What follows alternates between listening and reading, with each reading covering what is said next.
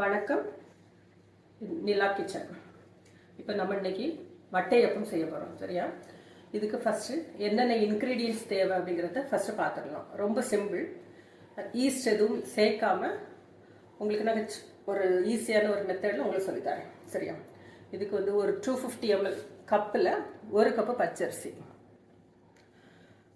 அதுக்கு ஈக்குவலாக கோகனட் தேங்காய் துருவுனது, அதில் அந்த கருப்பெல்லாம் வராமல் இதேமாரி நல்ல வெள்ளையாட்டு பூ மாதிரி துருவி வச்சுடுங்க.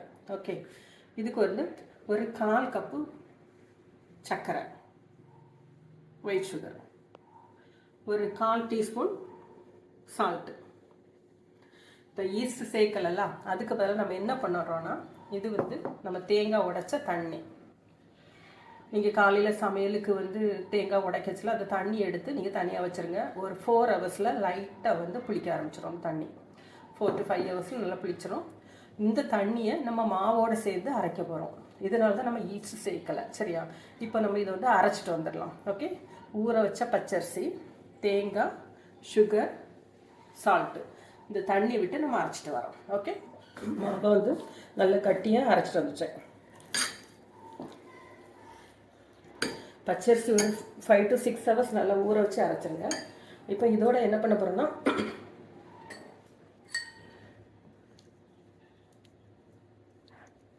ஒரு 2 ஸ்பூன் மாவு எடுத்து தண்ணி கலந்துக்கிறோம். தண்ணி கலந்து கஞ்சியாக காய்ச்சி எடுத்துகிட்டு வந்துடுவோம். உங்களுக்கு கஞ்சி காய்க்க தெரியும்னு நினைக்கிறேன்.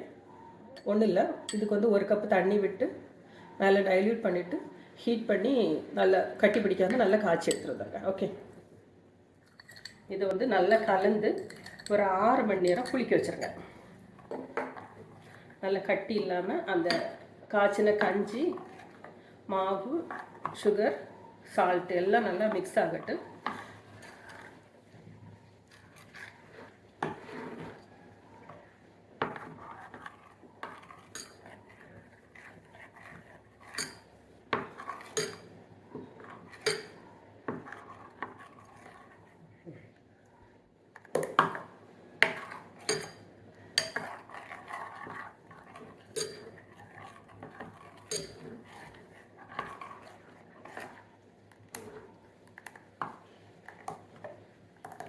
என்ன கொஞ்சம் தண்ணி சேர்த்துக்கலாம். தண்ணி கொஞ்சம் ரொம்ப திக்காக இருக்குது.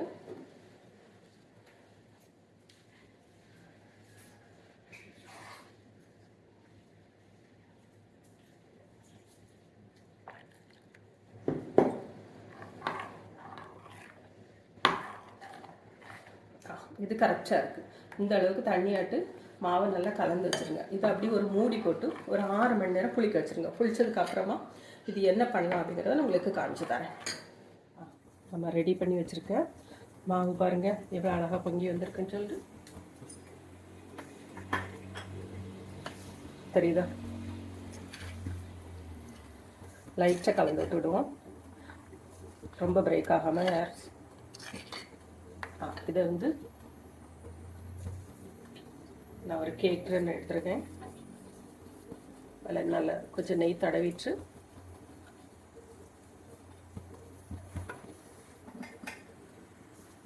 மாவை விட்டு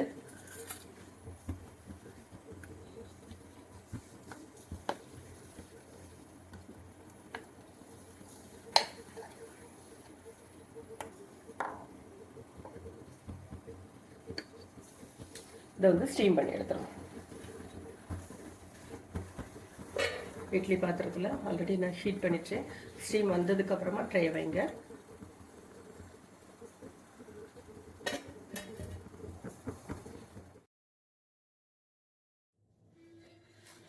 நம்மளோட வட்டையப்பம் ரெடி ஆயிடுச்சு. இதை நான் உங்களுக்கு பீஸ் போட்டு காட்டுறேன் எவ்வளோ சாஃப்டாக வந்திருக்குன்னு பாருங்கள்.